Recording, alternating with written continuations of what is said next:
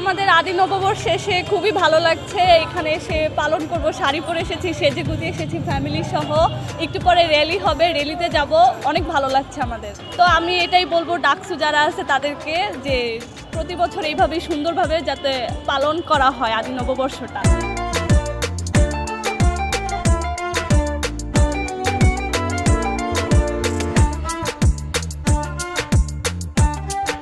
সংস্কৃতি হচ্ছে এক মানুষের শিকড়। এই যে রাজনৈতিক প্রেক্ষাপট বলেন,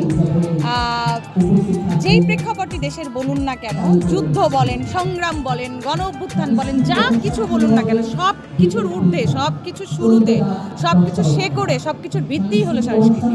আমরা গান করছি, আমরা বিপ্লবী কবিতা লিখছি, কবিতা পড়ছি।